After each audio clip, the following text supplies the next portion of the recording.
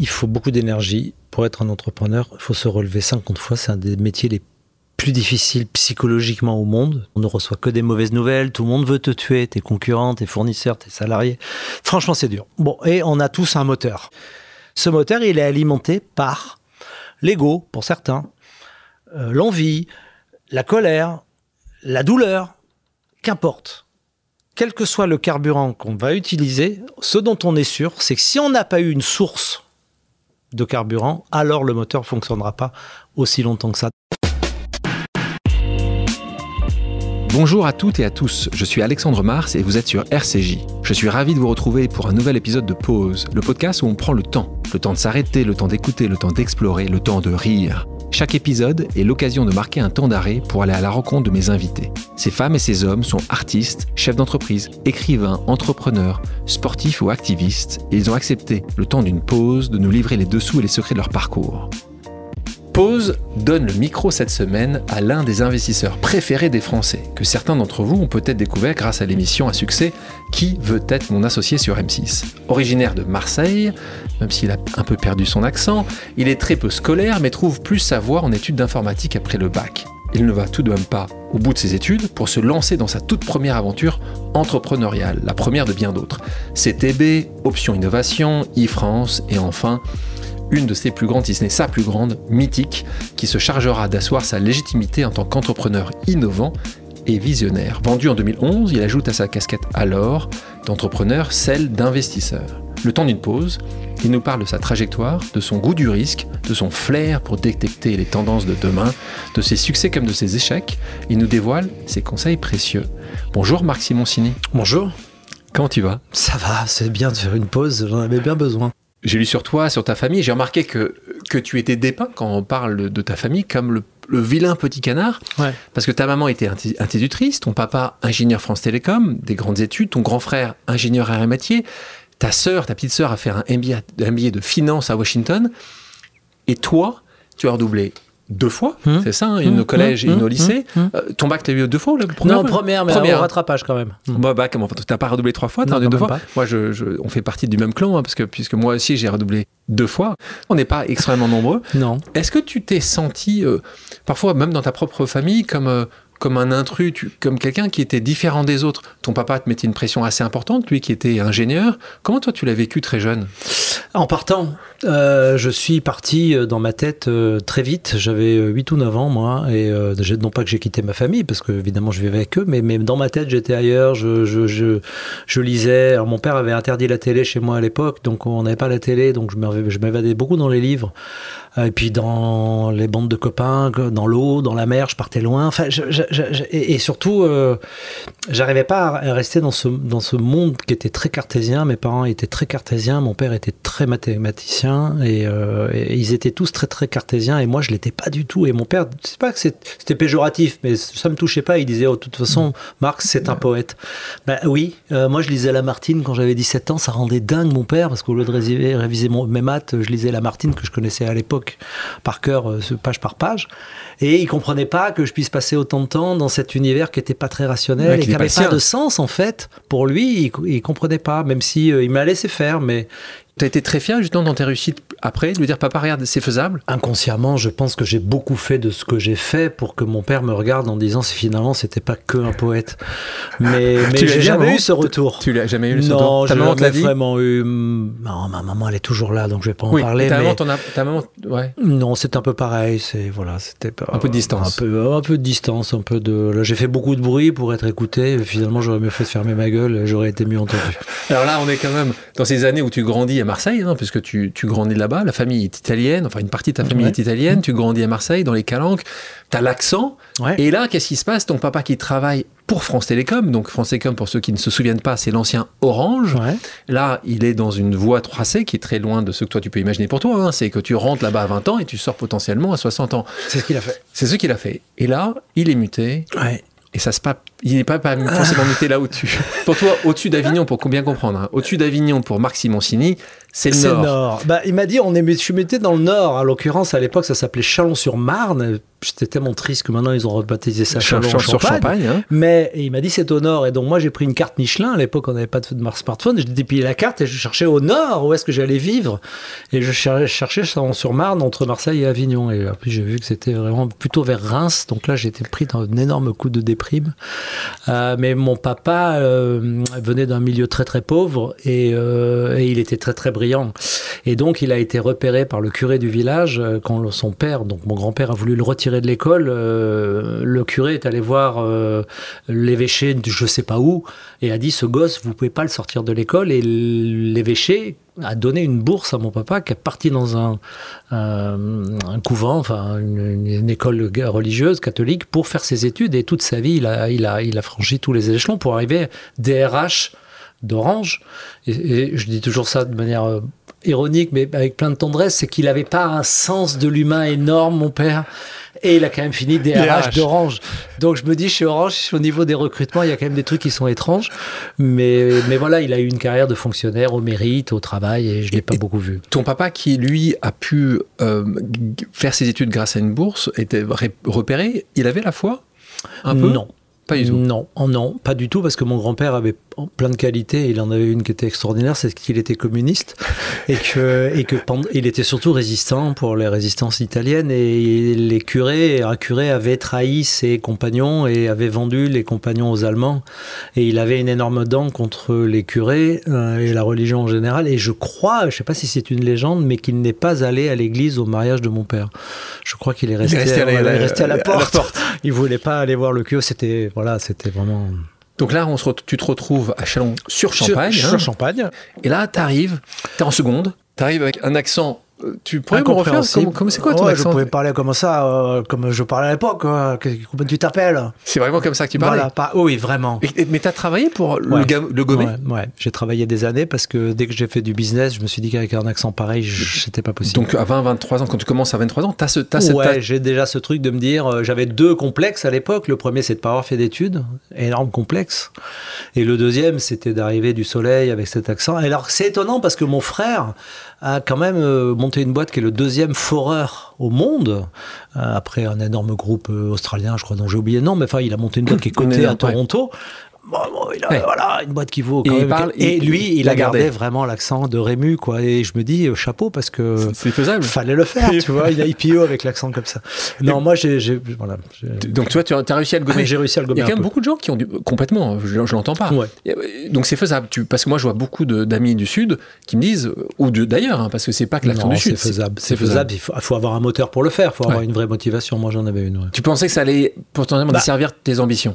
J'avais déjà le premier handicap des études, le deuxième handicap, j'avais pas de gros talent nulle part, donc il fallait bien que je trouve. Alors si en plus je rajoutais un troisième problème qui était quand j'étais pas prise au sérieux, c'était compliqué. Donc voilà, j'ai essayé de faire ce que j'ai pu. Mais ceci étant, dès le lycée, tu es accepté par tes camarades, tu arrives, tu joues au foot, tu montres que tu peux avoir l'accent, et puis tu es Marseillais à l'époque, c'est quand même c'est quelque chose. Alors cet accent m'a fait deux anecdotes. La première, c'est que mon plus vieux copain que j'ai repéré à Chalon-sur-Marne, Laurent, il m'a avoué bien après que pendant un mois, il n'avait pas compris un mot de ce que je lui avais dit, mais comme il comprenait que personne ne comprenait ce que je disais, il s'était pris de pitié pour moi, il m'avait pris sous son aile. Et dans cette 2 années à Châlons où j'ai pas beaucoup de souvenirs, j'avais un gamin qui était très étonnant, qui était assez malade, assez souffreteux et qui ne vivait que dans les étoiles. On l'appelait l'astronaute, il connaissait toutes les étoiles, toutes les galaxies. Et il était tout seul. Et donc, comme moi j'étais seul parce que personne ne comprenait ce que je disais et que lui était seul parce qu'il était la gueule dans les étoiles et que je trouvais ça formidable, bien plus formidable que les cours de maths, je me suis mis de mèche avec ce gosse qui a fini par décéder quasiment dans mes bras, manque de bol, mais j'ai passé une année ou deux dans les étoiles, à Chalon-sur-Marne, et crois-moi, c'était pas gagné. Marc, je te propose maintenant une pause amicale, je devrais plutôt dire une pause familiale. J'ai demandé à quelqu'un qui te connaît très bien de te poser une question surprise. On l'écoute. Coucou papa, voilà, on m'a demandé de te trouver une question un peu perso pour apprendre un peu à mieux te connaître. Donc je voulais savoir si tu pouvais nous parler de ton plus beau souvenir d'enfance et surtout ce que tu en as gardé. Voilà, je t'embrasse fort, je t'aime. Oh mon fils. Je t'embrasse fort, je t'aime. Je t'aime. Ouais, j'adore. Le plus beau souvenir que j'ai quand gosse, devait avoir 8 ou 9 ans. Je suis allé me baigner avec mes parents un dimanche dans des calanques à Marseille et je rêvais de plonger avec des bouteilles. Sauf que j'étais enfant et que les bouteilles n'existaient pas et moi je ne pouvais pas descendre à plus de 3 mètres. Et on est en train de se baigner, il y a un groupe de plongeurs. Moi je suis avec mon masque et je regarde ces mecs comme si c'était des dieux. Et un des gars me dit viens avec moi, il me prend dans ses bras, il me met le détendeur, j'avais déjà un masque et je descends avec lui, peut-être à 3 mètres, mais en dessous, c'était très très très très profond. Et j'ai ce souvenir d'être à la fois mais tellement heureux de enfin respirer sous l'eau, de plonger, d'être en plongeur, et tellement effrayé de voir et de ne pas savoir à quel moment on allait s'arrêter, que j'ai vécu en une seconde le plus beau des bonheurs et la plus effrayante des trouilles. Et je revois toujours cette image alors que c'est vieux. Donc tu vois, ça reboucle avec les océans. Voilà. Donc Hugo, voilà la réponse de ton papa. Et la réponse, c'est que souvent, les choses qui nous rendent heureux, avant qu'elles nous rendent très heureux, elles nous font très peur. Merci Hugo. Merci Hugo. Donc comme évoqué plus tôt, tu parviens quand même à avoir ton bac. Compliqué, mais tu l'as quand même. Ton père décide qu'il est urgent que tu intègres le monde du travail. Donc là, tu te retrouves dans le BTP, parce que c'est comme ça, pas longtemps, mais quand même dans le dur. Dans le dur. En fait, il m'a un peu mis dehors. Le jour de mes 18 ans, il m'a dit bon, maintenant ça suffit, tu dégages. Bon, moi, c'était pas tellement un problème parce que j'avais un copain dont la grand-mère avait un appart, donc me voilà dans mon appart. Mais bon, j'étais un peu à la rue quand même. Mais bon, dans des conditions sympas, j'étais pas sous un pont. Mais il fallait que je trouve un job et on avait un copain dont le père était dans les travaux publics. Et il m'a dit, ils embauchent. Donc je dis, moi, il faut que je trouve un job. T'es à Dijon, Je suis à Dijon, là, pour le coup. On est passé de Châlons à Dijon. Exactement, juste après l'élection de Mitterrand. Et je me retrouve dans les travaux publics à creuser un égout qui devait traverser une route. Mais subtilité, on n'avait pas le droit de couper la circulation. Donc on devait creuser sous terre pour passer un tuyau qui allait être l'égout. Et pendant du mois de mai jusqu'au mois d'octobre, j'ai creusé un égout à 4 pattes avec un marteau-piqueur, avec Azouz, qui était mon copain, lui dont c'était le métier et qui m'apprenait tout. Et j'ai passé 3-4 mois, je me souviens pas exactement, à creuser un égout dans la rue de Dijon. Donc là, tu apprends beaucoup de choses. On te retrouve ensuite aux États-Unis. On peut te retrouver aux États-Unis. Pourtant, on va parler beaucoup digital. C'est pas ton monde, les États-Unis, pour différentes raisons. Mais là, on te retrouve au Connecticut. Là, tu t'en vas, tu t'évades. À nouveau, pas pour une longue période, mais tu retrouves, je crois que c'était ta marraine qui était dans Connecticut, une station de ski, c'est ça ? Exactement, et je me retrouve comme travailleur l'été dans la station de ski. Alors ça consiste, j'ai fait pas mal de jobs, mais le premier c'était bûcheron. Oui. Bon, quand ils ont vu mes bras, ils m'ont mis dans la machine qui remontait les machines, les troncs avec le treuil. Et après, j'étais jardinier chez un milliardaire. Donc j'ai dû faire 3-4 mois là-bas. J'étais payé $3 de l'heure, je me souviens très bien. J'y ai bossé 3-4 mois, et quand je suis revenu, j'avais de quoi payer mon permis.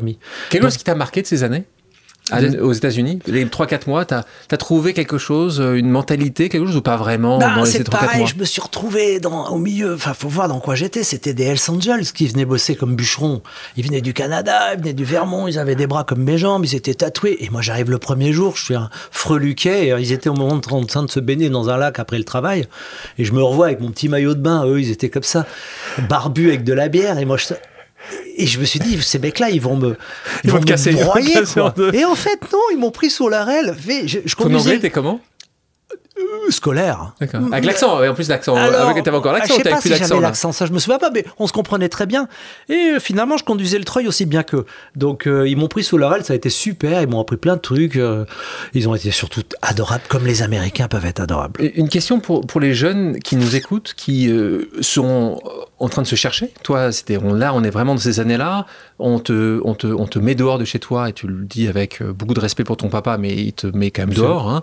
Merci, tu commences à travailler. Après, tu vas aux États-Unis. Tu restes 4 mois, tu te recherches, tu sais que c'est pas ça que tu veux faire. Non. C'est quoi le conseil que tu donnes aujourd'hui à ces jeunes de 20 ans qui pourraient se chercher, ou est-ce que tu dis ne reste pas trop longtemps là où tu penses que c'est vraiment pas pour toi, tente, prends ton risque. C'est quoi le conseil que tu donnes, toi ? Le problème, c'est pas pour les gamins qui ont une passion ou qui ont un talent. Bon, c'est évident pour eux. Je vais faire ça, je suis musicien, je suis machin, je suis cuisinier. Bon, ça, il y a un truc. Quand on n'a ni talent ni passion, plus que raisonnable, et que, en tout cas, sa passion, on n'a pas les capacités de l'assouvir. Tout le monde peut pas devenir pilote de Formule 1. On n'a pas cette route. Donc, qu'est-ce qu'on va choisir? On ne sait pas. On va choisir sur quoi? Sur un catalogue? On va choisir parce qu'on va aller dans un salon d'étudiants? On va choisir... Ou alors, on va vivre des trucs. Est-ce que d'aller travailler dans les égouts, ça m'a permis de me dire je vais faire du digital? Non. Mais ça m'a au moins dit, tu sais quoi? Tu feras pas ce job-là. Donc, déjà, ça t'élimine. Et toute cette catégorie de job, tu le feras pas. Quand je suis parti aux États-Unis, j'ai bossé, j'ai vu des gens, j'ai travaillé dans un garage, j'étais avec un milliardaire qui bossait dans l'informatique. Donc, je me suis dit, tiens, l'informatique, ça... Et puis je suis revenu comme ça. Puis quand un jour j'ai eu l'opportunité de choisir une école d'informatique, je me dis tiens, mais ce milliardaire, il était dans l'informatique. Va savoir si ça va pas. Ouais, petit peu, tu dis. Donc il faut bouger. D'ailleurs, mon fils, quand il a eu avant le Covid, juste 18 ans, je lui ai dit mais pars faire un tour du monde. Barre-toi, va te balader, vois des trucs, rencontre des gens. Et puis parce qu'il savait pas quoi faire. Hein. Même s'il avait très envie de faire de la cuisine, il n'était pas sûr de ça. Donc voilà. Et tu penses que tu peux aussi te permettre de faire des choses? Même si tu avais un petit safety net, tu avais cette capacité de pouvoir tester en sachant que au pire, maman allait t'accepter à la maison avec papa. Évidemment. Est-ce que tu penses que ça t'aidait aussi à prendre certains risques? Évidemment, c'est pas donné à tout le monde. Hein. Quand on n'a pas le choix, vraiment pas le choix, on prend ce qu'on a. Mais c'est pareil, on peut réduire ça à une échelle plus petite. Vous êtes dans un quartier, ça va mal, vous avez des choix de merde, vous avez des vies qui sont pas terribles. Bon, peut-être que si vous allez rencontrer un copain, puis que le gamin il tag super bien et que vous dites tiens ces tags on va les foutre sur des sneakers, je sais pas, il peut y avoir des trucs qui se passent il faut des rencontres. Des rencontres. La vie, ça n'est que des rencontres.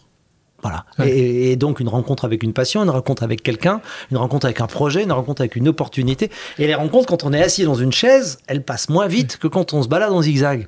Donc je me dis que voilà, le seul conseil qu'on peut donner à tous les gens, quelle que soit leur position, c'est de ne pas rester assis.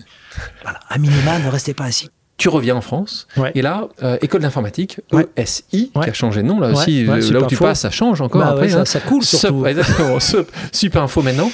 Révélation, c'est l'informatique. Alors là, t'aimes ça. Et alors là, t'aimes... là, le poète se retrouve bidouilleur informatique, ou pas trop, tu bidouilles vraiment, tu sais coder, tu passes les nuits dessus, tu commences à travailler dur là. Je passe les nuits dessus, surtout que j'ai choisi informatique par hasard, moi, dans un bouquin, dans le truc alphabétique. Après, ça a dû me parler parce que voilà, mais bon, je savais pas trop ce que j'allais foutre là-dedans. Et le premier software que j'ai écrit, c'était un générateur de poèmes. Donc, tu vois, c'est complètement débile. C'est marrant, mais ça. je mettais une rib et brrr, il me sortait un poème avec toutes les ribs. ChatGPT. Mon père était consterné, mais bon, je passais quand même mes nuits. À l'époque, on achetait des micro-ordinateurs à la gare de Lyon. Il y avait un petit magasin qui vendait tous les petits trucs qui sortaient, qui n'étaient pas trop chers, le ZX80, l'Auric. Donc j'ai acheté tous ces petits micro-ordinateurs et j'ai programmé jusqu'à ce qu'un jour, la première start-up de France m'embauche comme programmeur. Et c'est comme ça. Donc ça, c'est ton stage chez Énergie Vidéothèque. C'est Vidéothèque, ça? Énergie Vidéothèque, c'était la deuxième, pour être tout à fait honnête, start-up de France. Digital. Donc on est dans le télématique, il faut bien comprendre. Le digital, à l'époque, on appelle ça le télématique. Le télématique, c'était un écran de merde avec une vitesse de merde, mais c'était du online. On tapait une requête, ça allait sur un serveur et ça renvoyait la réponse. Et donc ces gars-là, à l'époque, développaient les premiers programmes interactifs pour que les gens puissent browser sur des Minitel. Donc là, tu es stagiaire, donc là, tu es dans ta deuxième année, tu prends ce stage, tu as ce patron qui est le patron, Edmond, voilà. qui t'embauche, qui te prend en tant que stagiaire. Et qui me propose de rester. Et là, il m'embauche. Et là, tu quittes. Alors c'est assez... Parce qu'il y en a d'autres. Hein. Il y a Mark Zuckerberg qui a dropat, ce qu'on appelle dropout. C'est la dropout d'Harvard. Toi, tu étais ESI. Et tu as le courage, parce que c'est le courage quand même de dire ça. Je suis parvenu. T'es parvenu. Je suis parvenu. Je suis parvenu parce que... Tu en as parlé à ce moment-là, tes parents. Non, mais mes parents, ils m'avaient lâché l'affaire. Son bidouilleur de poèmes automatiques. Ils savaient même plus ce que je faisais. Non, là, ils savaient même plus ce que je faisais. Mais quand j'ai poussé la porte de cette start-up, tu vois, tout à l'heure, quand je suis rentré dans ton bureau, c'était un peu pareil. Et qu'il était 19h parce que j'étais reçu après le boulot et que je voyais des gars sur leur ordinateur, la clope au bec, tout le monde avec des écrans partout, des bouteilles de vodka parce que les mecs, ils y passaient leur nuit. De temps en temps, ils se mettaient un coup et ils programmaient, ils codaient. Il y avait des ordinateurs qui clignotaient derrière. Je suis rentré là et j'ai dit, mais c'est ça que je veux faire, quoi. Et je suis pas parti. Je suis pas parti. Là, en plus, l'occasion, c'est que tu commences à gagner bien je ta gagne vie. un vrai salaire, là. Pour le coup, Ouais. ça, c'est important. Ouais. Et il te dit quelque chose, Edmond, qui t'a marqué. C'est une phrase que tu dis, parce qu'à un moment donné, tu vas voir Edmond, tu vas lui demander la petite histoire, une partie des actions. Hein. Tu es le stagiaire qui arrive, tu sais quoi, Edmond? C'est une catastrophe. C'est marrant, mais c'est bien ça. Tu l'as revu, Edmond, après? Et je l'ai revu il n'y a pas très longtemps. Il se marre à chaque fois. Ouais. Et donc tu vas lui demander une partie, mais il te dit une chose qui te marque, et là on parle de rencontres, je suis persuadé qu'Edmond fait partie de ces gens, des rencontres qui ont été importantes pour toi. Dans la vie, les places ne se donnent pas. Elles se prennent. Et en fait, c'est parce qu'il m'a dit cette phrase. Un jour, je lui ai demandé... donne-moi 10%. Et donne-moi 10% de la boîte. Et il m'a dit, mais ça va pas, les places ne se donnent pas, elles se prennent. Et j'ai dit, bah si elles se prennent, il va jamais me la donner. Donc si je veux avoir 10% d'une boîte, il faut que je la crée. Et voilà comment, par insouciance, inconscience, j'ai décidé de monter ma boîte pour en avoir 100%.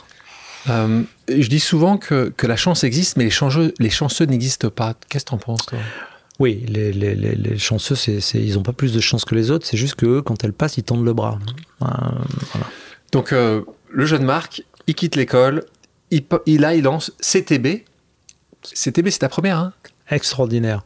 C'est ma première boîte, mais... pourquoi CTB? Alors, ça va être une toute petite longue histoire, mais en fait, au départ, j'ai ce projet de monter cette boîte, mais je ne sais même pas ce que c'est qu'une boîte. Je vois bien qu'Edmond en a une, mais moi, j'ai aucune idée. Et je dois aller jouer au tennis avec un copain à Dijon. Et je sonne à la porte, son père m'ouvre la porte et me dit, il est malade, il peut pas jouer avec toi. Alors, j'étais très déçu, mais il me dit, écoute, si tu veux, moi je viens jouer avec toi. Ce papa, c'est celui qui avait cette boîte de travaux publics dans laquelle j'ai travaillé avant. Et me voilà en train de jouer au tennis avec le père. La partie de tennis terminée, on prend un coca, on boit le coca, et il me fait cette question, il me dit, qu'est-ce que tu fais dans la vie? Et moi, au lieu de répondre, je suis chez Edmond Chaboch et je suis programmeur, je réponds, je monte une boîte. Et il me dit, ça m'intéresse, si tu veux, j'investis avec toi. Est-ce que c'est une SARL ou une SA? Alors moi, je réponds au hasard, une des deux. Et il me dit, c'est bon, envoie-moi les statuts. Et les statuts, quoi? C'est quoi un statut? Et donc, je me retrouve embringué dans cette boîte. Et je crée cette boîte avec cet actionnaire qui, lui, savait de quoi il parlait et qui m'a d'ailleurs hébergé dans sa boîte, dans sa cave pour démarrer la première société. Donc, si ce jour-là, mon ami n'avait pas fait une gastro et n'avait pas annulé son tennis, je ne serais jamais devenu entrepreneur. Jamais. C'est destin. Ah oui, non, mais tu crois drôle. Destin? Là, oui. Là, franchement. Mais dans l'absolu. Ouais, maintenant, souvent, ouais. Maintenant, avec l'âge, je me dis qu'il y a quand même des trucs qui sont écrits. Qui sont un peu écrits quand même. Ou que tu as envoyé puis qui me mettent une boucle et qui reviennent. Et pourquoi CTB d'ailleurs? Alors justement, pardon, c'était long. Ouais. Parce que moi, je voulais appeler ça communication télématique. Pas terrible comme nom, mais bon, ça faisait du software. Hein. Mais lui, il me dit, non, mais on est à Dijon, donc il faut l'appeler Bourgogne. Et donc me voilà à la tête de ma start-up mondialement connue, communication télématique Bourgogne. Et là j'ai compris que j'avais des lacunes en marketing. Là, on va parler aussi un peu d'échecs, qui nous pend au nez à tous et qu'on a certainement toutes et tous connus. Liquidation judiciaire. Ouais. Là, il se passe que c'est le paiement d'un de tes grands clients. Qui m'a pas payé. Voilà. Qui t'a pas payé. Et donc là, je pense que pour toi, quand tu regardes aujourd'hui, c'est le cas, encore une fois, de beaucoup de petites entreprises qui sont payées trop tard, trop longtemps après par des grandes entreprises. Je pense que ça doit à chaque fois te rendre fou de voir ça. Donc, toi, tu as un gros client qui ne te paie pas. Tu mets la clé sur la porte. Je mets la clé sous la porte. Donc, l'échec, toi, c'est un sujet que tu partages souvent avec les autres, de ceux que tu as pu connaître par la suite, après? Beaucoup, et j'en ai même d'ailleurs fait un livre où j'ai raconté les grands succès des entrepreneurs français Internet, sauf que j'ai raconté la face cachée, et donc les échecs. Là, c'est l'histoire qu'on connaît un peu moins. L'échec, en tout cas, notre petit... Dans ce livre-là, il se passe toujours bien à la fin. C'est des échecs importants. Des moments d'échec qui arrivent tu vois la lumière à la fin quand même. Exactement. Mais l'échec a beaucoup, dans notre petit monde des entreprises et des startups plus précisément, l'échec a beaucoup changé après l'éclatement de la bulle Internet. Moi, quand j'ai déposé le bilan de mémoire, c'était en 89. On était des faillis, on était inscrits à la Banque de France, on passait devant un procureur qui était au tribunal de commerce avec des mecs qui étaient en robe. Ouais, c'est lourd là. c'était du lourd et on était failli. Hein. Quand on était failli, c'était un truc. Hein. La bulle Internet est arrivée, il y a eu des centaines et des centaines de faillis et à la fin on a appelé ça des échecs et tout le monde trouvait ça presque cool, voire formidable de s'être planté une fois parce qu'on avait appris. En 89, c'est pas la même histoire. Hein. C'est pas la même histoire. Quand je suis allé au tribunal de commerce à 8h du matin dans le brouillard, je l'amenais pas large. Bon, voilà, en tout cas, je me suis planté. Instantanément, j'ai recréé une boîte parce que je savais faire que ça. Puis cette fois-ci, je savais les créer. Donc option. Et voilà. Et ça, je savais qu'après, c'était mon job. Revenons sur l'échec. Là, c'est un échec dur. Le monde était différent. Liquidé, ouais. Suite à ça, aujourd'hui, l'échec, depuis 1989, tu as eu malheureusement d'autres échecs. Comment tu le vis, l'échec? Tu parlais tout à l'heure, moi je fais partie des gens qui disent en fait, on n'échoue jamais vraiment, on ne perd pas, on apprend ou on gagne. Ouais. Toi, tu penses que tu apprends à chaque fois, ça peut pas pour autant que ça peut faire très mal, hein. Un échec peut faire souvent très mal, mais tu as toujours essayé de regarder le verre à moitié plein ou parfois tu n'y arrives pas? En fait, moi, sans déflorer le reste de l'histoire, mais j'ai tout vu dans ma vie, c'est-à-dire que j'ai vendu une boîte qui valait rien pour 1,2 milliard de francs, j'ai vendu ça à un groupe qui valait des milliards qui a fini par ne plus rien valoir. Donc, j'ai vécu des choses qui ne pouvaient pas exister. Personne ne pouvait acheter une boîte 1 milliard quand elle faisait 2 millions de chiffre d'affaires, et aucun groupe de communication numéro 1 dans le monde pouvait ne valoir plus rien. Et pourtant, c'est arrivé sous mes yeux 2 fois. Donc, j'ai compris que finalement, tout peut arriver, rien n'est jamais perdu, rien n'est jamais gagné, et surtout, le succès ou l'échec, ça dépend du moment où on fait la photo. 5 minutes avant de me casser la gueule à vélo, je suis sur mon vélo. 5 minutes après, je suis par terre. Si tu fais la photo 1 minute avant, je suis encore sur le vélo. 20 secondes avant, je suis toujours sur le vélo et après, je suis par terre. Donc, en fait, la notion d'échec, elle dépend du moment où on se pose la question et au moment où on fait la photo. Et c'est jamais définitif parce que on se relève, on recommence. Et si tu fais la photo à ce moment-là, tu vois le mec, il est cabossé, mais il n'est pas par terre. Je suis d'accord. Voilà. Quand tu te relèves, tu sais très bien, parce que tu as des amis à toi à qui ça peut être arrivé, ça m'est arrivé aussi des amis à moi, qui se relèvent difficilement ou qui ne veulent plus monter sur le vélo. Beaucoup. C'est pour ça que je dis toujours que la principale qualité qu'on doit avoir, ceux qui continuent, les entrepreneurs, c'est la résilience. C'est combien de fois tu vas accepter de tomber du vélo et de remonter dessus. Parce que si à la première chute t'arrêtes, t'es pas entrepreneur, ou alors t'es un génie. Et oui, j'en connais pas beaucoup. En tout cas, si, sur Instagram, il y a beaucoup de génies. Hein. Quand tu les vois sur Instagram, j'ai l'impression qu'ils sont... La vérité, c'est ce que je dis très souvent, et c'est important que tu puisses le confirmer. Nos vies d'entrepreneurs ne sont que des vies d'échecs, de non, de choses qui ne sont pas faisables, qu'il faut recommencer, mieux faire après. Donc, il faut juste savoir que c'est quand même une résilience absolue. Il faut le savoir avant de se lancer. Ou le découvrir. Oui, c'est sûr que c'est mieux l'avoir. On va vite le découvrir. Tu parlais d'e-France, là, donc c'est ce sujet-là. Donc là, on continue Option. Option, tu as un moment aussi important parce que tu rencontres certainement un des plus grands entrepreneurs que la France connaît aujourd'hui, qui était un de tes clients, je crois. On parle de Xavier Niel. Et est-ce que c'était un client à ce moment-là, un partenaire? C'était plus un concurrent. C'était la petite équipe de... Ouais, c'était un concurrent. Lui, il était déjà beaucoup plus intelligent que moi. C'est-à-dire que lui, il exploitait beaucoup de services online quand moi, je ne faisais que les fabriquer pour les autres. Donc moi, je faisais des pelles et des pioches et lui, il creusait pour aller chercher l'or. Donc, il était beaucoup plus riche et beaucoup plus... Voilà, mais c'est Xavier. Mais oui, on s'est croisés à cette époque-là. Ces premières années. Dans ces premières années. Quelques-uns là-dedans. Et donc là, encore une fois, on a la chance d'avoir des entrepreneurs comme Xavier qui font beaucoup de choses et qui font ça depuis quand même très longtemps. Avec peut-être moins d'échecs que d'autres, Xavier Niel. Peut-être en nombre, il en a plus, mais comme il y a tellement plus de succès, ça se voit moins. Ça se voit moins. Là, on est e-France. E-France, c'est un des service qui venait de cette start-up Option, qui arrive. Tu vois quelque chose qui est en train de se passer, une entreprise, soyons très clair, qui ne fait pas d'argent et qui va être achetée une fortune. Tu le vois arriver, t'hésites, on va pas rentrer dans les détails de cette histoire-là. Moi, il y a un moment que j'aime beaucoup dans ce que tu dis à ce moment-là, que tu dis à l'époque, parce que les gens trouvent que tu as vendu ça. Et d'ailleurs, c'est vrai, hein, c'est comme ça. Je vais te faire réagir à ça d'ailleurs. Tu trouves que tu as vendu ça trop cher, ou plutôt qu'à l'époque, Jean-Marie Messier, qui était donc le patron de Vivendi, achète ça trop cher. Et je me souviens de cette phrase que j'ai adorée, que tu as dite à ce moment-là. Dit, vous êtes, tu te souviens de ça, vous êtes en pleine nuit dans la forêt entourée de loups. Vous avez un briquet. Combien vaut le briquet? Et je trouvais ça assez assez rafraîchissant d'entendre ça, parce que tu aurais pu dire, mais pas du tout, ça vaut ce prix-là. Non, toi, t'es juste, les gars, ça valait pas grand-chose, mais il n'y avait pas grand-chose d'autre à acheter. C'est ça qui se passe. Pour que les gens comprennent bien, parce que la plupart, c'est très loin, mais je vais vous raconter, juste avant raconter l'anecdote des ciments Lafarge. À l'époque, Ciment Lafarge, c'est une énorme boîte, sauf que dans les années 2000, la bourse ne jure que par les .com, les fameuses .com. Et tout le monde y va de son .com, et Jean-Marie Messier crée Vivendi autour d'Internet, vis-à-vis les portails, etc. Et rachète e-France pour consolider ce groupe de médias digital.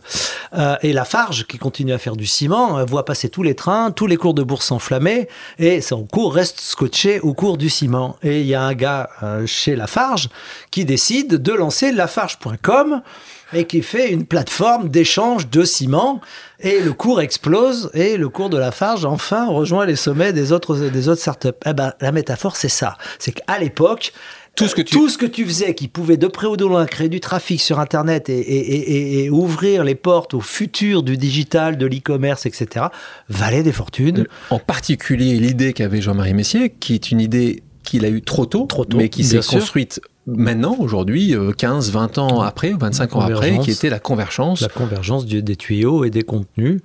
Et ce qu'il avait visionnairement mis en place. Il a une vision assez incroyable. Donc, il achète ça très cher. Toi, comment tu réagis par rapport à ça? Le fait que tous les jours, les gens disent « ça vaut pas ça, ça mérite pas ». Honnêtement, il y a peu de gens qui ont osé me dire en face. Bien sûr. Donc, je ne l'ai pas trop vu. Mais j'ai une anecdote assez extraordinaire, c'est qu'un jour, il y a un journaliste, j'ai retrouvé l'article dans mon livre, je crois, j'ai fini par le retrouver, bon bref, qui était évidemment très aigri et très ennuyé que j'ai vendu cette boîte à 1 milliard et quelques, et avait écrit un article en disant il a remonté un site de rencontre, et je me rappelle très bien de la dernière phrase, qui évidemment ne vaudra jamais 200 millions d'euros. Et je lis cette phrase, et ça, franchement, ça me blesse. Ça te blesse, ça. C'est étonnant parce que, jusqu'à présent, je te dis, bon, ça me portait paix. Ce journaliste, il écrit que ma boîte, elle vaudra jamais 200 millions. Pourquoi 200 millions? Il aurait pu mettre 100, 142, 623. Comment il peut écrire ça? Ça n'a aucun sens. Cette boîte ne vaudra jamais 200 millions. Bon, ça m'énerve. Ça touche à tel point que tu vas parler à ce moment-là à ta femme de l'époque, Laurence. Et je dis ça à Laurence, et je lui dis, putain, mais qu'est-ce que c'est que ce connard qui écrit ça? Et elle me dit, bah, t'en fous, t'as qu'à en faire une à 500 millions d'euros. Et c'est ce que j'ai fait. Et là ça t'a... Là, t'es parti, là. Je sais pas, parce qu'après, j'ai oublié ça. Mais je sais que ce truc, ça m'a piqué. Et après, j'ai oublié. Mais je pense que c'est pas neutre dans l'énergie que j'ai mis à construire Mythique. Mythique, tu crées ça juste après. Donc là, tu restes pas chez Vivendi de son... Je reste 18 mois quand même. Hein. Bon, oui, pas très longtemps, je voulais dire. Pas très longtemps par rapport au 1,2 milliard. Il faut bien comprendre qu'une grande partie de ça, et là tu as appris, parce que là c'est là où on apprend. Tout à l'heure on parlait des échecs, on apprend des échecs. Tu prends du papier. Mais ce que j'ai appris qui est beaucoup plus intéressant, c'est que, je suis quand même pas débile, le cash que je touche sert à payer les impôts, et les 2/3 ou la moitié qui me reste, ce sont des actions Vivendi. Et je suis pas débile, je sais très bien que les actions Vivendi, elles peuvent monter et descendre, et tout le monde me dit, il faut que tu te couvres. Et donc j'appelle une grande banque française, et je dis, voilà, est-ce que vous pouvez me faire un accord pour être sûr que mes actions seront toujours à un prix qui peut pas descendre? Et la banque me propose un contrat qui me disait, on vous garantit toute la baisse, mais on vous prend la moitié de la hausse. Je trouve ça formidable. Je me dis, moi, je suis assez riche comme ça, donc je m'en fous de donner la moitié de la hausse. Par contre, perdre tout, c'est le plus important, donc ça va. Mais tu ne signes pas le contrat. Et les actions s'écroulent, et je perds tout. Parce que tu n'as pas signé le contrat. J'ai pas signé le contrat. Il était sur mon bureau. Parce que j'ai compris ça bien après. Psychanalytiquement, j'assumais pas d'avoir vendu cette boîte à ce prix-là. Je savais bien que cette boîte, elle valait pas ce prix-là. Même si j'ai réussi à la vendre, même s'il y avait des lots et un briquet et tout le team de la nuit, au fond de moi, je savais d'abord que ce que j'avais gagné, c'était complètement absurde par rapport à la vie qu'avaient eu mes parents et mes grands-parents. Donc déjà, j'avais ce problème-là en disant, mais c'est un peu comme le gars qui sort vivant de l'avion qui crache, quoi. Et tu dis, putain, tu dois être heureux. Non, en fait, souvent, ils se foutent en l'air, d'ailleurs. C'était un peu ça. Pourquoi toi? C'est ça que tu dis. Pourquoi moi? Tu aurais pu redonner une grande partie. C'était pas du tout le moment. Mais je l'avais plus. Ouais. Ah oui, là, t'aurais pu. J'aurais pu. Mais en tout cas, le contrat est sur la table. Je le signe pas. Et je perds tout. Et tu perds tout. Et là, je me dis, ouf. Wow. Mais là, les gens te voient encore comme Marc Simoncini qui a vendu 5 milliards. Ils savent pas l'histoire. Et donc, ils connaissent pas l'histoire. Et donc là, au quotidien, t'as rien. Enfin, t'as tout perdu. J'ai même des dettes que je peux plus rembourser. Et les gens te disent, Marc, dis donc, puisque tu as autant que ça, tu peux nous aider un peu. Tu peux pas investir. Alors parfois tu dis oui alors que tu n'as pas un rond. Parfois tu fais semblant d'avoir et voilà. Et tu n'as plus qu'une obsession, c'est de dire comment je vais rembourser ces dettes-là alors que j'ai plus de boîte, j'ai pas de métier vraiment, hein, pas de salaire. Et j'ai pas 300 ans de salaire de dette. Donc comment je fais ça, quoi. Et là j'ai eu une chance inouïe, c'est que j'avais fait rentrer dans e-France un copain qui s'appelle Thierry de Passemar, qui lui avait acheté un bateau avec son pognon, plutôt que d'avoir gardé l'argent. Donc j'avais passé ma vie à lui dire qu'il faisait une connerie, sauf que quand la bulle s'est explosée, lui il n'a pas perdu son bateau, hein, mais moi j'ai perdu mon argent. Et il m'a dit, écoute, tu m'as fait rentrer dans e-France, on a monté ça ensemble, on l'a vendu ensemble. Moi j'ai un contrat d'assurance vie dans lequel j'ai un peu de pognon, si tu veux je le mets en garantie pour que la banque te foute pas dehors. Et il m'a mis ce contrat en garantie, et ça m'a permis de plus avoir de dettes, et de pouvoir redémarrer Mythique en me disant que mon seul moyen d'en sortir, c'était que ça réussir. Merci. Donc là, j'avais pas de choix. Merci Thierry. Et merci Thierry. Déjà, il le sait. Ouais, mais bon, c'est toujours. J'ai eu l'occasion de le remercier maintes fois par écrit à l'oral, et c'est un mec formidable. Mythique. Je pense que toutes les auditrices et les auditeurs doivent connaître le nom. J'ai pas, au moins non, j'ai pas que forcément ils s'en ont servi. C'est assez étonnant. Moi, je me souviens encore il y a quelques années quand j'étais aux États-Unis. Je voyais qu'il y avait 40%, même plus que ça, de mariages, de couples, qui se faisaient à travers les sites de rencontres. Ouais. C'est la même chose, à mon avis, à peu près en France et en Europe.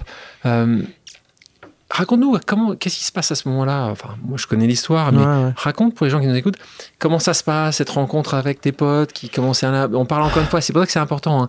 Tout est une question de rencontre et de moments et de... T'as senti le vent parce que t'avais des copains à l'époque dont la situation était compliquée. Qui galéraient, maritalement. Mes trois témoins de mon mariage étaient en détresse conjugale. Et donc, ils m'appelaient tous, les uns après les autres, pour me raconter leur malheur avec leur femme. Moi, j'étais marié, mon couple allait bien, donc je passais des heures au téléphone avec l'un, puis l'autre. Et un jour, je leur dis, écoutez les gars, moi, je ne vais pas m'appeler tous les jours à me raconter comment ça se passe avec votre femme. Vous savez quoi? On va aller au resto, on va se mettre tous les quatre et vous allez me raconter vos lives. Et je dis à ma femme, écoute, ce soir, je vais dîner avec mes trois copains, on va se raconter nos vies, surtout la leur.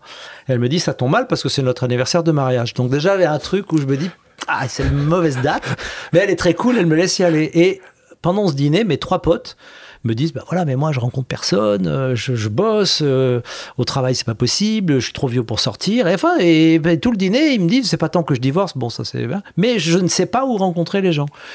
Et je vais me coucher, je rentre un peu bourré, je me couche, et puis la nuit je me réveille, je me dis, mais attends, mais tu connais trois mecs, t'as trois copains, les trois te disent qu'ils trouvent pas de femmes. Statistiquement, c'est 100% des mecs que tu connais trouvent pas de femmes. Donc ça veut dire que si tu prends ça à l'échelle, ça doit faire quand même beaucoup de gens. Et donc s'il y a beaucoup de garçons qui trouvent pas de femmes, mathématiquement il y a beaucoup de filles qui trouvent pas de mecs. Donc pourquoi on fait pas un truc où on les rapproche? Et le matin je me lève et je dis à Laurence, tu vas rire, ça m'étonnerait, me répond-elle, j'ai une idée. Je vais monter un site de rencontre, je vais inscrire Laurent, Jean-Guillaume et Luc, et bien, il va bien avoir trois filles qui vont venir dessus. Elle me dit, mais qu'est-ce que c'est que ce truc? Et je dis, si, tu vas voir, je suis sûr que ça peut marcher. Voilà. Et donc, j'ai commencé à... Voilà. Comme j'avais déjà monté e-France, cette fois-ci, j'y suis allé vraiment un peu sérieusement. On a créé le truc, on l'a ouvert. Et je crois que 3 ans après, je ne sais jamais, mais on devait être 12 ou 15 millions de personnes dessus. Là, il faut quand même un peu d'argent parce que vous devez développer quand même. Au début, il n'y a pas de modèle économique, tu n'as plus d'argent, pas de modèle. Il faut bien savoir. L'idée de Mythique au départ, c'est sans modèle économique. Le modèle économique va arriver au fil des mois. Donc là, les financiers, la période, elle est quand même gloomy, on va dire. C'était vitrifié. Plus personne ne levait 1 euro dans l'Internet. Et moi, il me restait 700 000 euros que j'avais mis à l'abri, je ne sais pas comment. Donc j'ai monté la boîte, on a développé le site et j'ai dit à Christophe, écoute, c'est simple, on va dépenser jusqu'au 699 millième euro, on va faire venir le plus de gens possible sur le site. Et quand on a 0 euro, on ferme le site, on le rend payant. Soit ça fait 0 et on est mort, soit ça fait 1000 balles et on va gagner 30 000 balles par mois, mais au moins c'est notre seule chance. Donc c'est un peu comme si tu sautais, en disant, à un moment donné, tu as une corde qui va t'arrêter à 1 mètre de l'eau. Voilà, c'est ce que j'ai fait. La corde s'est arrêtée, on a mis le site payant, et là, on s'est assis, on a dit, combien on va gagner aujourd'hui? Et je crois qu'on a gagné 30 ou 40 000 balles dans la journée. Et là, j'ai dit, waouh, on a gagné. Attends, mais c'est normal parce que c'est tous les gens du début. Le lendemain, c'était 42, et puis 44, et puis 48. Et là, on a dit, putain, on a allumé une fusée. Et tu sais quoi? Elle décolle. Mais alors, elle aurait aussi bien pu décoller et tomber à côté. Pas décoller du tout, faire pchit. Non, cette putain de fusée, elle a décollé. Oui. Et là, je me suis retrouvé dans un cockpit avec 5000 chevaux au cul à devoir diriger un truc qui est parti jusqu'aux États-Unis, numéro 1 mondial ex aequo. Donc là, pour continuer, il faut quand même avoir des financiers qui vont vous aider un petit peu. Sûr, bien sûr. Donc là, des financiers, quand tu retournes les voir, on va terminer cette partie financière avec notre ami commun Benoît Grossman, qui était déjà avec toi au préalable, exceptionnel, et que j'ai reçu il y a quelques temps, pour ceux qui n'ont pas écouté le podcast Pause avec Benoît Grossman, qui est quand même un ovni dans le monde de la finance, mais une personne exceptionnelle. T'as beaucoup de choix d'investisseurs financiers, il y en a beaucoup qui viennent taper à la porte à ce moment-là. L'histoire est drôle, c'est que Pierre-Éric Lebovici, avec qui je travaille aujourd'hui, était dans un fonds à l'époque qui aurait adoré faire Mythique, sauf que son comité d'éthique à l'époque avait dit non, on ne peut pas faire un truc comme ça, donc il a été refusé. Benoît vient me voir, j'avais un Américain qui me courait, qui était venu me voir en jet pour me rentrer chez Mythique. Donc j'étais courtisé par un grand fonds qui s'appelait Insight à l'époque. Tiens, ma mémoire me revient. Et, il existe encore. Grand site, 19 milliards sous gestion, New York, des milliards. Sûr. Et le mec voulait absolument financer Mythique. Moi, j'étais très fier. Je voulais y aller avec eux. Sauf que Benoît m'appelle. Il me dit, oh, tu sais, les Américains. Je dis, ouais, ça. Moi, je peux te faire une offre. Et à l'époque, Benoît travaillait chez AGF, les assurances. Et il m'a dit, écoute, nous, ça nous intéresse, on veut le faire, mais il faut que tu passes devant le comité. Parce que c'est le même problème que Pierre-Éric, c'est qu'on ne sait pas si le comité va dire oui. Me voilà à la réunion du comité, et là, c'est extraordinaire. Donc Benoît, il est un peu emmerdé, parce que lui, il adorerait faire le deal, mais c'est pas lui qui décide. Et il y a Christophe de Bavière, qui est aussi au comité. Christophe, toi, tu mets deux Bavière. Christophe Bavière, pardon. Christophe de Bavière. Pardon. Christophe Bavière, qui était le binôme voilà. historique. Et il y a le grand patron, je pense, je sais plus, j'ai oublié, qui était là. Et qui n'était plus là, ou non, j'ai oublié. Et le gars dit... Une fois que j'ai présenté Mythique, il dit mais attendez, mais c'est un truc, c'est pas possible, on peut pas rentrer des assureurs, parce que moi j'avais bien compris que si des assureurs rentraient chez moi, c'était le tampon final, parce qu'après c'était sérieux, donc j'avais vraiment besoin qu'ils rentrent. Et le mec dit, de toute façon il y a que des gens givrés qui vont sur ces sites, c'est que des tordus. Et là je lui réponds, je lui dis mais monsieur, est-ce que vous savez quel est le premier site visité par les salariés d'AGF? Ben, il me dit j'en sais rien. Je dis c'est Yahoo.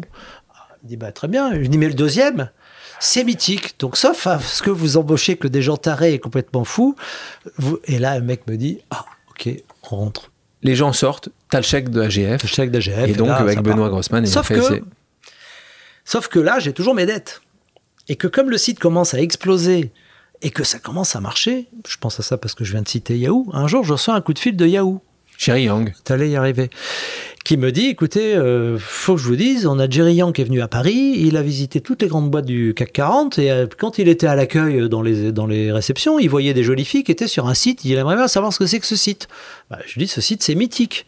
Et il dit, ça l'intéresse beaucoup. Donc me voilà en train d'être courtisé par Yahoo à Londres, qui me fait une offre de rachat qui était certes très élevée, certes moins élevé que ce que j'ai vendu à la fin, mais qui surtout m'enlevait toutes mes dettes.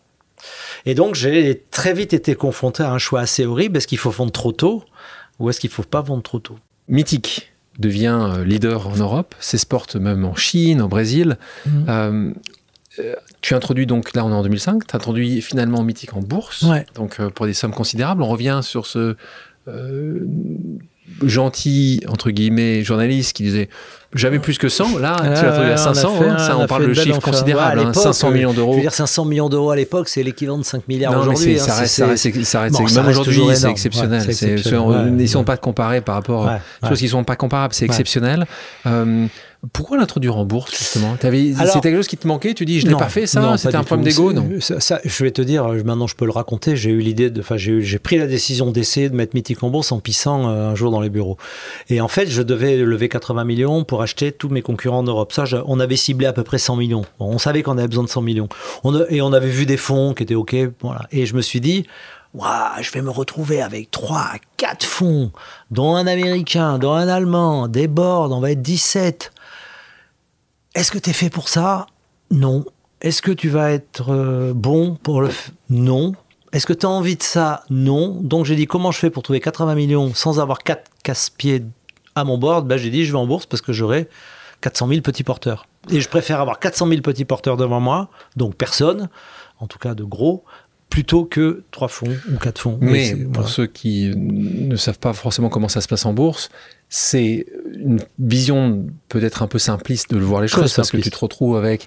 Très simpliste, j'ai découvert après. Tellement d'emmerdes quand tu es en bourse, avec des roadshows que tu devais faire tous les trimestres, des chiffres, il fallait que tu sois parlé. Donc c'est quand même, horrible. Avec un peu de recul, ça je pense que tu le referais pas. Alors, je le referai jamais. D'ailleurs, ce qu'on dit, c'est quand tu as fait une IPO, tu n'en fais jamais deux. C'est très rare, les gens confondent deux. Je le ferai plus, mais j'ai appris quand même beaucoup de trucs. Et puis surtout, j'avais eu alors est-ce que c'est ce coup de bol ou est-ce que c'est... j'avais demandé des droits de vote double. Je suis en train de me demander si je les ai gardés à l'IPO, mais j'en avais un peu rien à foutre des avis des fonds anglais qui m'expliquaient comment Mythic devait marcher, quoi. Je les écoutais pas beaucoup. Ouais. Mais en tout cas, il y en a d'autres qui ont fait ça. Jeff Bezos a longtemps fait ça en disant juste, vous comprenez pas mon business. Ouais, je suis d'accord. Donc, il y a des analystes Xavier a fait une IPO, puis finalement, il a sorti free de la côte. Donc, quelques années plus tard, tu rachètes les activités européennes de Match.com, qui était le grand concurrent américain. Ouais. Et puis, en 2011, c'est fini. Vous consolide. Et tu vends. Exactement. Et là, j'avais fait 10 ans, c'était bien. Place maintenant une pause amicale. On en a parlé il n'y a pas longtemps. On l'écoute. Mon cher Marc, aujourd'hui, c'est à moi de te poser une question. eFrance, Mythic, Winamax, Sunseas sont des sociétés que tu as créées et dont j'ai eu la chance d'être à tes côtés. Moi, je n'ai pas fait grand-chose. Je me suis juste contenté d'apporter un petit peu d'argent et de te soutenir au cours de ces nombreuses années. C'est toi qui as tout fait et qui étais au four au moulin. Il y a eu bien sûr d'autres sociétés que je n'ai pas financées, comme les bicyclettes Angel ou Heroin. D'où ma question, d'où retires-tu toute cette énergie pour développer autant de projets et autant de sociétés? Donc on entend Benoît Grossman, qui est managing partner d'Orazeo.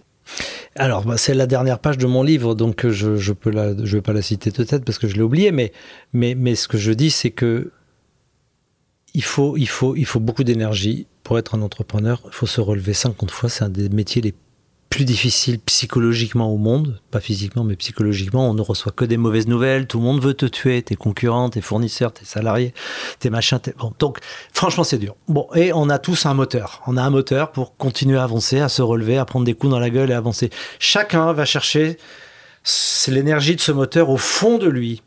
Et donc, on a tous un moteur. Et ce moteur, il est alimenté par l'ego, pour certains, l'envie, la colère, la douleur, qu'importe.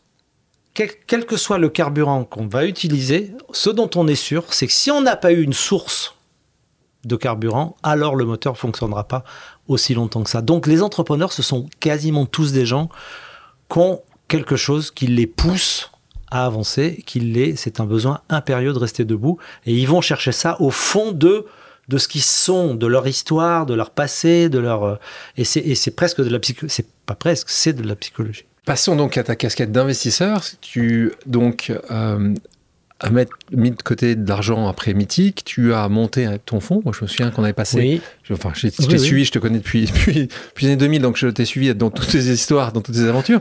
Je me souviens à un moment, tu avais monté Jaina Capital, qui était une sorte de family office investissement. Donc c'est là où tu commences à investir. Et puis tu l'as fusionné avec un autre fonds d'investissement qui s'appelle Daphne. Oui.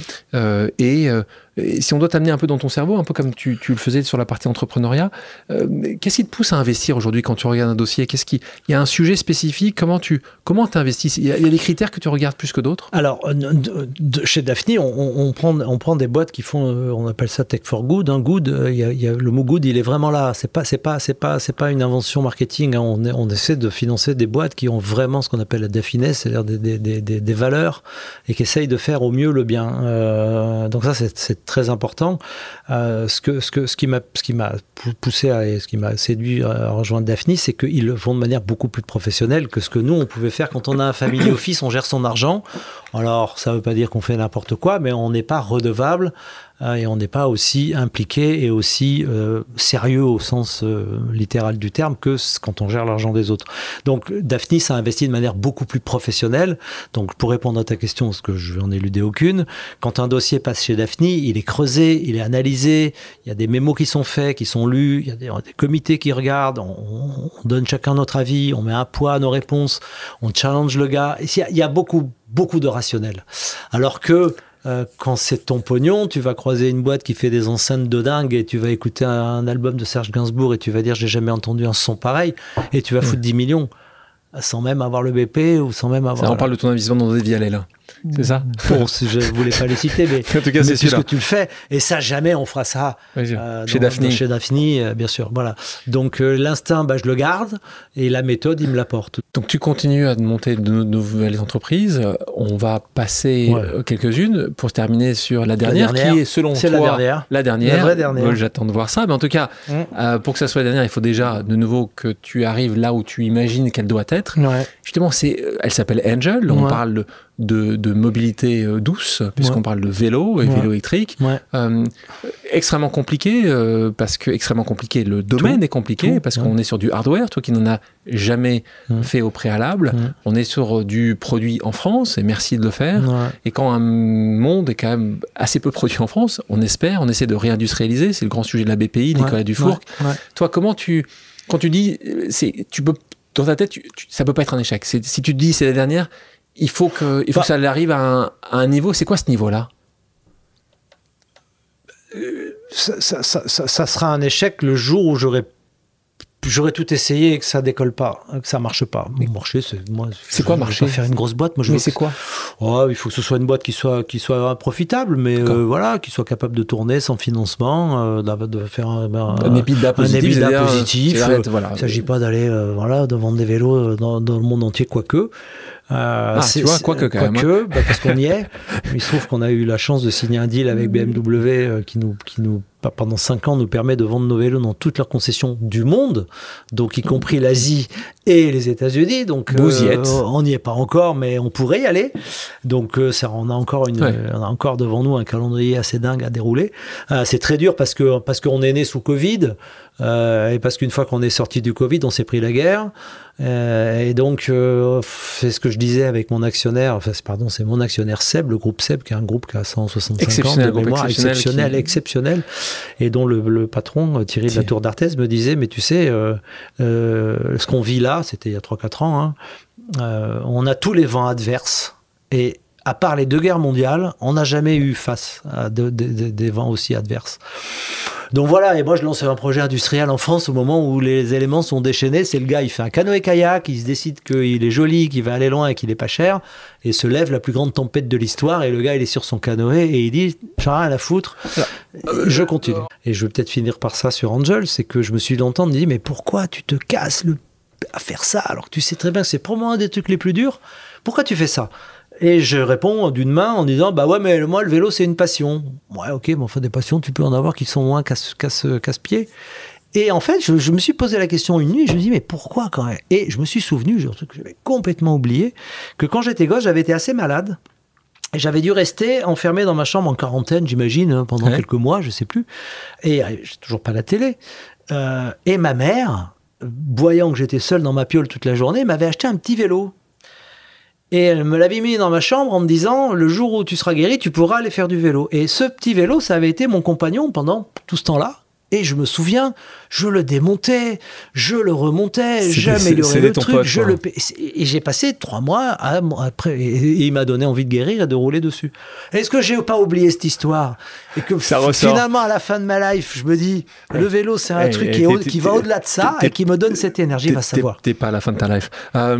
On met de côté Angel, et encore une fois, Merci de montrer que l'industrie est une chose faisable en France. C'est un peu ça aussi que tu démontres. Et qu'est-ce que c'est compliqué.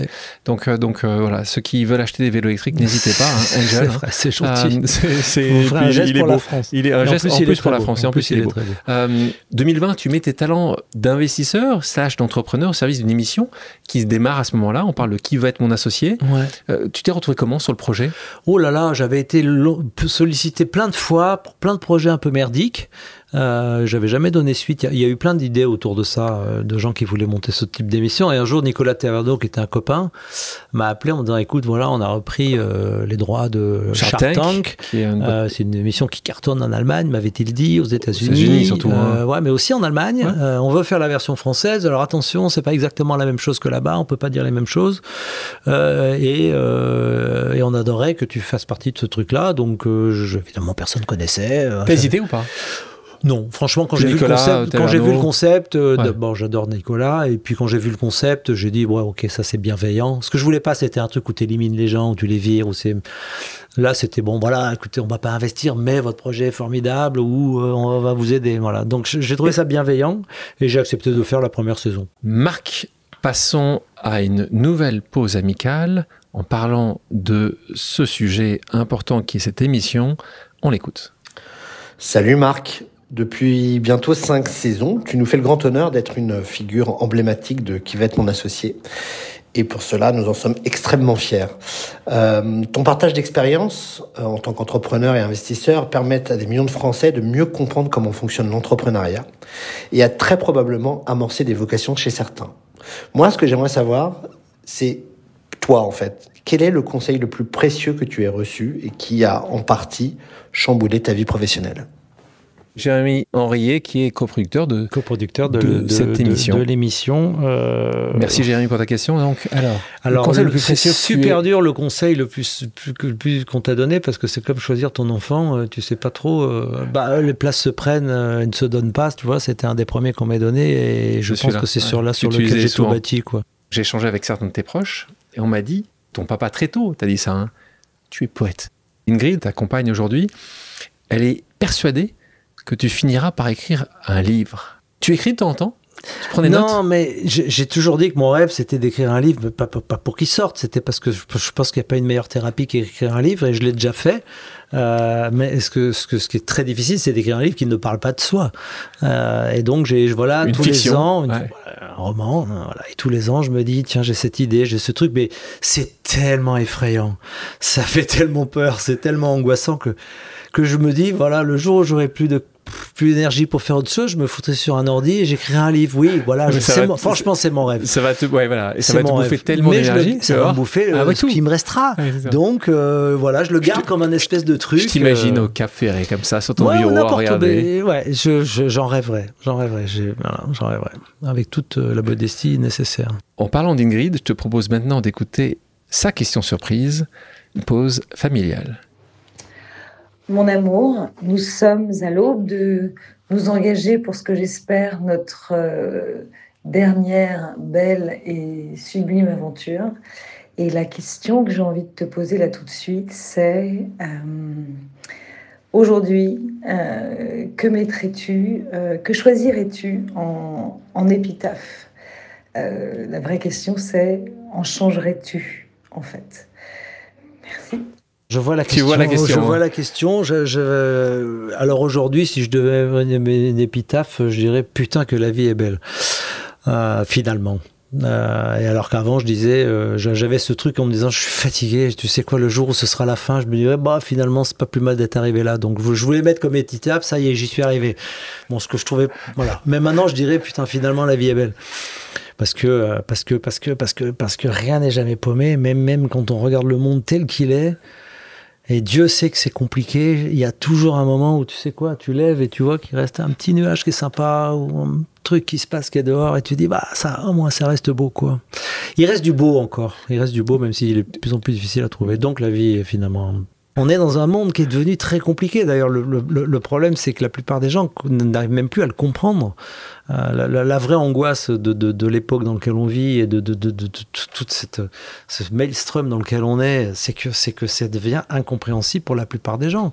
Et donc ça crée des angoisses quand on comprend pas le monde. Je pensais à ça tout à l'heure sur l'intelligence artificielle. Les gens qui n'ont aucune idée de comment ça marche, je me mets à leur place, je me dis mais ces mecs, ils doivent être complètement paniqués de ce qui va nous arriver. Prenons les personnes dites âgées dont je fais partie par exemple, et tu leur montres des deepfakes, des machins, t'imagines le niveau de stress que ça peut mettre à la population. Tout est compliqué.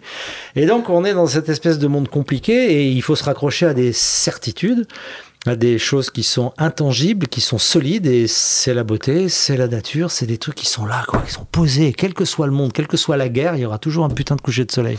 On continue, cette fois-ci avec une pause musicale. Quelle est ta chanson culte? Attention, je la connais, donc tu peux pas... Oh, il y en a tellement. Une chanson culte. Française. Bah, normalement, c'est... Belge, je devrais dire. Ouais, non, c'est forcément Brel. Laquelle? C'est soit Les Vieux Amants... J'ai Les Vieux Amants. Soit Les Vieux Amants, mais tu sais que c'est avec Laurent que j'ai découvert cette chanson. Normalement, Les Vieux Amants, on va en jouer un extrait, mais j'aimerais bien d'abord, parce que je sais que tu connais toutes les paroles et que tu aimes chanter. Je sais pas chanter, mais je connais à peu près toutes les paroles de toutes les chansons de Brel. T'es moi alors? Mais il me faut la musique. Les Vieux Amants, tu dois la connaître parfaitement. Ouais, bien sûr, nous eûmes des orages, 15 ans d'amour, c'est l'amour folle. 1000 fois tu bris ton bagage, 1000 fois je pris mon envol. Et chaque meuble se souvient dans cette chambre sans berceau de l'éclat des vieilles tempêtes. Voilà, je peux continuer comme ça. T'es allé aux Marquises? Sur 142 chansons. Non, je suis jamais allé aux Marquises, mais je connais la chanson des Marquises par cœur. Et chaque meuble se souvient dans cette chambre sans berceau des éclats des vieilles tempêtes. Plus rien ne ressemblait à rien, tu avais perdu le goût de l'eau et moi celui de la conquête. Mais mon amour... Marc, merci. Merci, c'était un bon moment. Merci à tous d'avoir pris le temps de faire une pause avec nous sur RCJ. J'espère que l'émission vous a plu, inspiré ou fait réfléchir. Si c'est le cas, je compte sur vous pour soutenir Pause sur radio-rcj.info ainsi que sur toutes les plateformes d'écoute. À bientôt sur RCJ pour un nouvel épisode de Pause.